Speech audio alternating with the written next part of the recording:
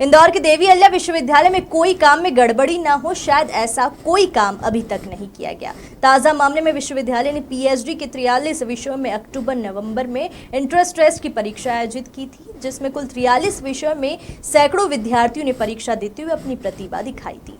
अब जब देरी से हुई परीक्षा, आउट ऑफ सिलेबस पूछे गए सवाल के बाद जब परिणाम आया तो चौंका देने वाली बात सामने आई है। 43 विषयों में परीक्षा कराने वाली डीएवीवी ने कहा कि 6 विषयों में सीट खाली ही नहीं है। इस मामले में शिक्षाविद अजय चोरडिया ने कहा कि कई तरह के आरोप लगाते हुए शोध की इस परीक्षा में की गई गड़बड़ी का जिम्मेदार विश्वविद्यालय के कुलपति को ठहराया है। इसमें गलती तो नहीं है, क्योंकि सीट्स तो जो है लोगों की थीसिस जमा होती रहती हैं तो खाली हो जाती हैं, और परीक्षा भी इस बार बहुत समय के बाद हुई थी। इतनी जल्दी परीक्षा हो पाना संभव नहीं है, तो इसलिए जो भी संभावित सीट्स थी वो भी अनाउंस कर दी गई थी। लेकिन कोरोना के समय में क्या हुआ कि जो थीसिस जमा होने वाली थी वो थोड़ा सा लेट हो गई हैं, तो अब जब तक काउंसलिंग होगी तब तक कुछ सीट खाली होने की संभावना है। नहीं, हम तो इसको गलती मान ही नहीं रहे, क्योंकि अगर एक भी कैंडिडेट है तो उसको हक तो मिलना चाहिए, तो इसलिए है तब तक कुछ ना कुछ सीटें अवश्य खाली होंगी। देवी अहिल्या विश्वविद्यालय एक A+ यूनिवर्सिटी है, पर बड़े दुख का विषय है कि यहाँ के कुलपति ने जब से वे आई है, जो कि विश्वविद्यालय का सबसे बड़ा एक क्राइटेरिया होना चाहिए कि शोध करने वालों को सबसे बड़ी प्रायोरिटी मिलनी चाहिए, पीएचडी स्टूडेंट को अलग अलग सुविधा मिलनी चाहिए, उन सब की बात तो आप छोड़िए। पहले दिन से पीएचडी की एग्ज़ाम को इन लोगों ने मजाक बना रखी है। पहले तो 1.5 से 2 साल के बीच परीक्षा नहीं हुई, जो 6 महीने में पीएचडी की परीक्षा होनी चाहिए थी 2 साल में हुई।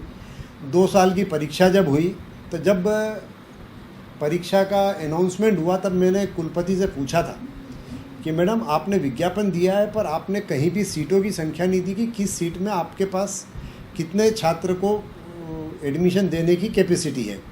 बोले अभी हमारे पास लिस्ट तैयार नहीं है, हम दे देंगे, हम कोशिश कर रहे हैं, लोगों से डिटेल मंगवा रहे हैं। जबकि ये तो विश्वविद्यालय के पास हमेशा तैयार होना चाहिए। एक क्लिक के ऊपर, डिजिटल ज़माना है, क्लिक में आनी चाहिए किस सब्जेक्ट में आपके पास किस प्रोफेसर के अंडर में कितनी सीट्स खाली है। मुश्किल है उन्होंने एग्ज़ाम करवाई, आउट ऑफ सिलेबस क्वेश्चन पूछे, सब पर लिपापोती कर राज्य शासन को और राजभवन को अंधेरे में रख उसका रिजल्ट डिक्लेयर किया।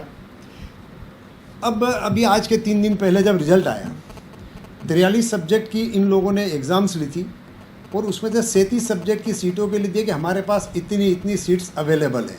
आप देखिए कि law, English, yoga, journalism, mass communication, philosophy और म्यूजिक जैसे सब्जेक्ट में एक भी सीट उनके पास खाली नहीं है। 2 साल तक छात्र ने पहले परीक्षा देने के लिए तैयारी की और इंतज़ार किया, फिर 6 महीने रिजल्ट के लिए इंतज़ार किया। आज जब आरडीसी की नौबत आ रही है तब आप बता रहे हैं कि हमारे पास सीट ही खाली नहीं है।